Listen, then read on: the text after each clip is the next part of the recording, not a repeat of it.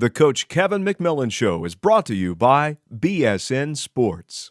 It's the Kevin McMillan Show. Hello, everybody. I'm Chris Brinkley. Thanks for watching us. Coach, a big win over Eastern Kentucky on the road. Before we talk about that game, your team actually got a couple days off before you went to Eastern Kentucky, and that was good for the team. Well, we're in the stretch where we have 3 games in, I think it's 19 days. And this time of year with the sickness going around, and we've got a couple of kids that are hurt, it has been a blessing for us. Now, we're not at full strength, but anytime you can get some rest this time of year, it's probably more important than anything else. You had told us going into the game that you weren't sure about Asia because she had hurt her knee prior to that in the Eastern Illinois game, and you knew that Massengill wouldn't play. And that was the same scenario we had at Morehead State. It was identical, and we talked about if we knew that was going to happen, we should have just stayed and played because it would have been the same scenario. And Asia was able to play, and it wasn't 100%, but she was able to get up and down the floor, and still had double figures, which was good for us. Needed it, and Elizabeth did not play, and probably will be back for the next one, but need to have her in the lineup. But you just want everybody there at full strength, doing the best that you can, and pulling together at the end of the season. And we didn't have it at Eastern Kentucky, but we still were able to get a win. Before we talk about the game in the Eastern Kentucky game, Asia Jones took a shot in her injured leg, or to her injured leg, and got up and came back down the floor, and it appeared to me demanded the ball. And I don't know if I've seen that kind of toughness in a freshman post player at UT Martin ever. Well, I don't remember. I know the exact play you're talking about, and she came down and was very aggressive, wanted the ball. I think she probably got a shot that she didn't feel like was real fair, probably a little cheap, and it happens in a game. And so when I saw that too, the ball got knocked out of bounds, and so we ran an out of bounds play for her. Mm-hmm. Because whenever I see that kind of body language in a player, I'm going to try to get them the ball. And we've got a few people right now whose body language has shifted some, and when you see that in them, you want to. Most of the times, they don't care about execution. They don't care about how many times they've shot. They don't care about it. But they're about to stick it in the hole, mm-hmm. And you want to get that from them whenever you see it. And she did have it a couple of times. It's funny. I mean, it's like they've taken. It's a competitive spirit that's hard to coach or to instill in someone that just naturally has it. Well, it's one of those scoring in this possession. Now, I want to do it for my team. Mm-hmm. I want to do it for myself. I want to do it to try to win a game.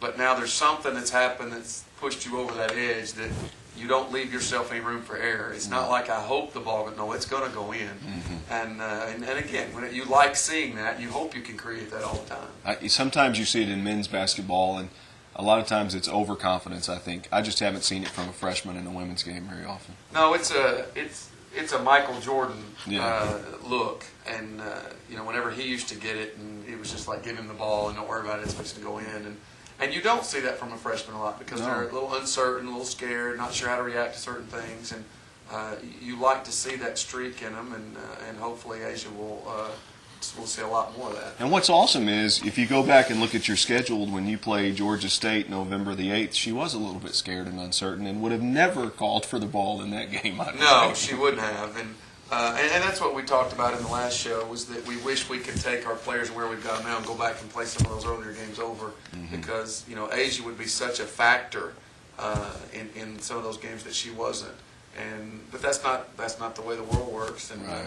We're getting better. But it is great to see that from a post player. Talk about the Eastern Kentucky game. This is a big game. It was touted as the best team in the East Division against the best team in the West, the best defensive team in the league against the best offensive team, which is similar to what we saw in the Super Bowl.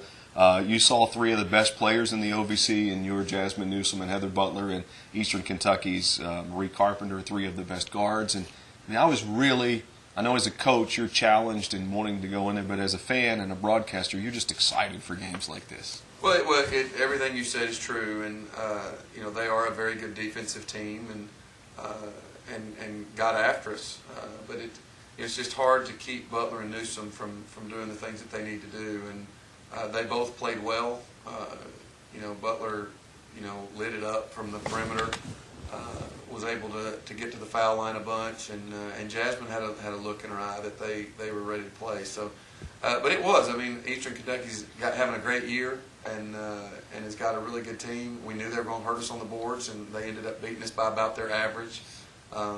We were able to turn them over quite a bit in the first half. The second half, not near as much, and that bothered us a little bit. But a good win for us on the road. I thought that in the first half you got in a bonus early, which allowed you to shoot more free throws.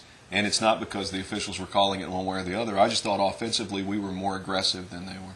Well, when Jasmine and Heather are driving, they put you in a bind on defense. And I think Eastern's really quick, and they can keep a lot of people in front of them, but it's hard to keep those two.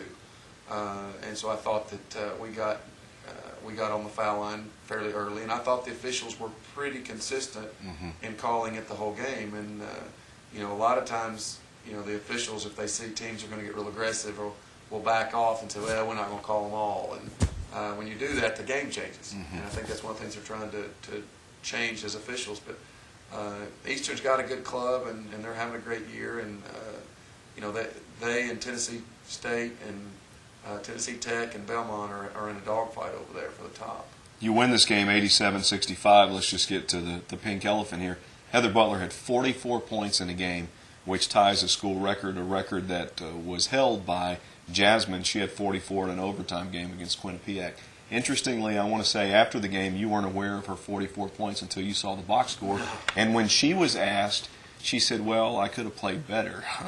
Well, if somebody said in the locker room, after the game, that was a quiet 44 for Heather. And it's just what we've grown so accustomed to, that you don't pay attention to the fact that she scores that much. It's if teams guard us a certain way, she knows she and Jasmine are going to step up and do a lot. If they guard a different way, that means other people are going to. And it was Heather, and her tying the school records. Another an unbelievable thing that she can continue to do that with the kind of pressure that's on her. But a lot of people contributed to that. There were some little things in that game that allowed her to do that. It's just that she's taken advantage of opportunities when she's given them. She had the 44 early, and a lot of coaches I would not ask this to, but if you would have known that she had 44, would you have left her in there longer? Would you have called a play for her? Or is it fitting that she and Jasmine both have 44? And you didn't know any of this at the time. Well, I think that's the great part. Not knowing anything about it, no, I wouldn't do anything different. But I think it's fitting that now they're tied. Not that I don't want one of them to break it at some point, because that would be great. But I think it's fitting that they're tied, and we wouldn't do anything different. I think the way we preach to our kids is there's a certain way you play the game, and you play that way for 40 minutes, and when the game's over, then you evaluate what happened. And if you do anything different, something like that, you're not following the rules that you've set forth with your kids. We're going to play the way we're going to play the game, and when the game's over, we'll look at what we got. And if somebody breaks a record, they break a record. But that's not what we're out here to do. And she knows that, and she doesn't care. She doesn't care about it. Not that she's not respectful and honored that she holds a record. But that's not what we were out there to do. We were out there to win a basketball game and try to get better as a team. And that's why you heard from her in the post game, I could have played better. And they were all laughing at me after the game because she's 14 of 15 from the line, and I got all over for the one she missed because it was the front end of a 1-and-1. Right. And only me would be doing that. But if she hits that free throw, now she has the record instead of being tied for the record. Coach, this turned out to be a competitive game at the end, even though you had a 25-point lead in the second half. And Eastern Kentucky kind of kept making, a run, and you thought they might get back into it. But not only did Heather and Jasmine play well, you had a big shot. Megan White comes in off the bench and hits a huge three-pointer. Well, at the end of the first half, with about 3 or 4 minutes to go, they switched into a triangle and two, which we have seen, numerous occasions on Heather and Jasmine. And we've gotten so used to it now that we kind of don't even miss a beat. Everybody kind of slides into where they need to be, and we just keep playing. And it's happened the last 3 games in a row, and we haven't missed a beat any time. And so this one hit, and as soon as it did, Katie knocks down 1-3, and then the next possession down, 2 passes later, we hit Megan White in the corner, and she hits a 3. And what people don't realize, Heather realizes it, by them making those shots, they sent the message, which we've sent in game after game after game after game. You can't just ignore the rest of us. And when they do that, that lets Butler go get all of her points. And so that's what people don't realize, is that Megan White's 1 3-point shot may be the entire difference in an entire game. Right. And that's what we preach to our kids. You never know when you're going to be called on, what you're going to be asked to do, or how important that possession may be. And it's just great that somebody like Megan can come in and do that for us. And I've seen a little different. There's been a little different body language. We talked about body language. I've seen some different body language from Megan in the last week or so, and she's shooting the ball really, really well, and the ultimate team player. But it's things like that allow Heather to do what she does. She kind of gets lost in the shuffle from a media standpoint because Heather and Jasmine are seniors. She's your third senior, but even if she's not getting as much playing time, from a leadership standpoint, she's priceless. Well, Megan is one of those special kids that when you think totally bought into a program, you think of kids that get rewarded the way that we all think that they're rewarded. You know, the media coverage, the records, the stories, the this, the that. And Megan is one of those special kids that is, I'm going to say she's mature beyond her years. She's figured it out, and she understands. And I'm assuming this comes from her family because I've only had her for 3 or 4 years. But she understands what that one shot means. She understands how important it is in practice every day that somebody's got to go guard Butler and make her work to get better. And Megan understands the value of that, and that is just as important as Butler putting up 44 points. Because if somebody's not doing that to her in practice, and Megan will do it all the time. I mean, it's comical. If somebody's not guarding Butler, she'll just walk out there and I'll get her. And it's neat to see. And the way that she's approached this whole thing, I expect her to make that shot, not because I'm putting pressure on her, because if you've got that attitude and every day you come to work and do what she does, you're going to get rewarded. And I'm expecting that shot to go in because I think she should get rewarded from that. Now the challenge is that she may not get rewarded. You know, a lot of us don't really get rewarded until 15 years down the road when we really see. And Megan, and I hope Megan and Heather and Jasmine all look back in 15 years and say, oh, wow, we got a lot more out of that than NCAA tournament appearances, OVC championships, and so on and so forth. And I think Megan is one of those kids that's figured it out. And on that, we'll take a break and come back with more on the Coach Kevin McMillan. At this time, we would like to thank our basketball corporate donors. Carey Insurance, Dynamix, Parker Hannafin, State Farm, Surgical Associates of Martin, Vans Institutional Pharmacy, Walmart. With Coach Kevin McMillan on the Coach Kevin McMillan Show. Coach, you had the game at Eastern Kentucky, now 2 road games on the way at SIU Edwardsville and at Southeast Missouri coming up for your team. Yeah, this is a stretch here where we've got to continue to try to play well. We're going to see the teams for the second time part of our schedule, and so it's going to be interesting what kind of adjustments they make against us and what kind of adjustments we need to make against them. You don't know what people are going to try to do after they've played you one time, and our challenge is going to be that we've played pretty well so far in the conference, and how is our team going to respond to playing teams for a second time? Are we going to try to step it up a notch? Are we going to be satisfied with where we were? Are we just going to go through the motions? Are we looking ahead to the tournaments? Are we, what are we going to do as a team?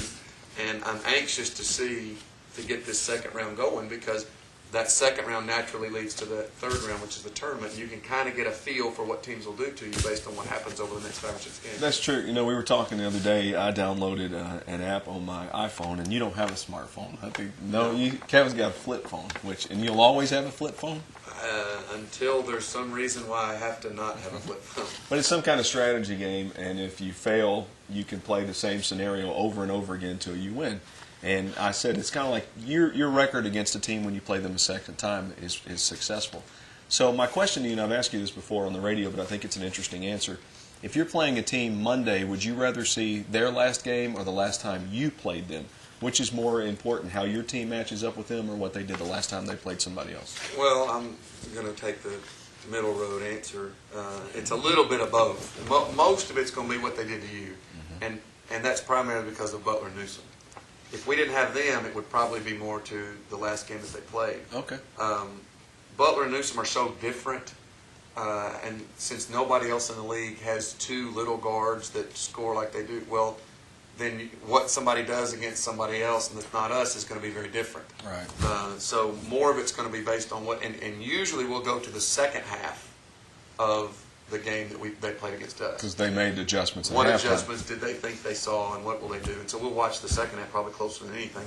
But then you want to watch the last game that they played to see, are there any adjustments as a team that you see from them now compared to the last game before you played them the first time? Right. If that makes sense. Yeah. Are they going more to the post now? Are they trying to score with this kid? Is this lineup different? And those things probably aren't going to change for them in that perspective. But then the other one is you got to figure out what they're going to do against you. So there's a lot going on.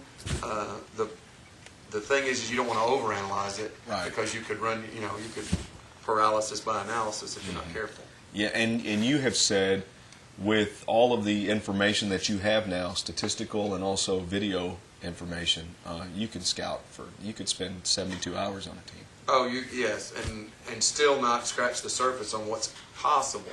And that's where I think our high school background as coaches really helps, because you learn what the kids really, really need to go play the game, which is not near, less is more.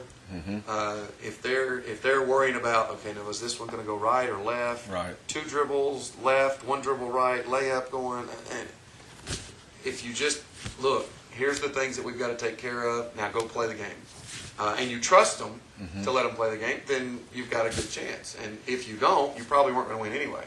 So I mean, less is more for us with scouting and with watching film with teams. We try to make sure that we're focused on what we're doing, but not overlook some major thing that we need to make sure we hit. I was recently, the Super Bowl was Sunday, and it was a blowout, and Seattle had incorporated a couple of new offensive plays in the Super Bowl that they had not run all season. Do you do that through the season? I'll look at stuff during the season to think that it'll help us, but most of the time it's going to be a different look on something that we already do. Right.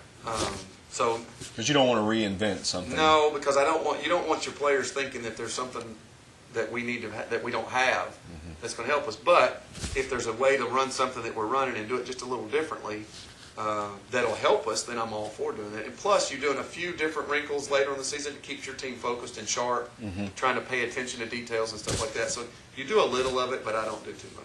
Okay, Coach, final thoughts here. As we head into the SAU Edwardsville Southeast Missouri, the road games on the 8th and 15th, and even a gap between those, where are we now as a team? And we've kind of done well in the OVC, even on the road. And what do we need to do to even be better?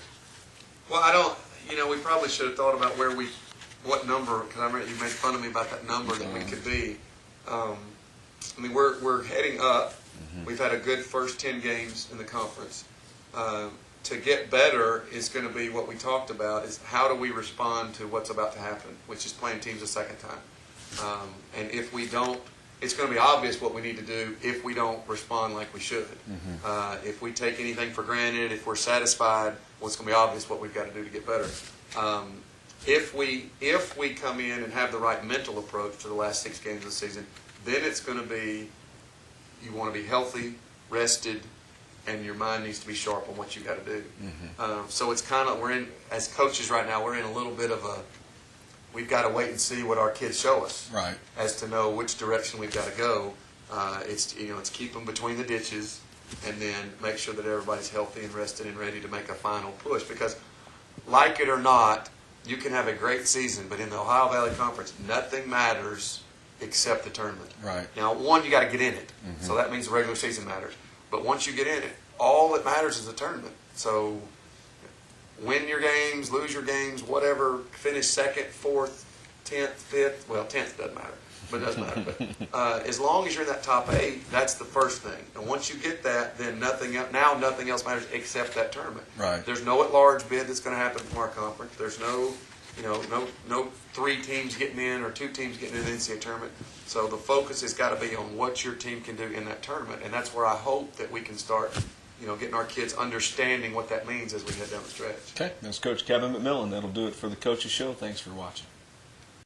The Coach Kevin McMillan Show is brought to you by BSN Sports. Thank you for your support of UT Martin basketball.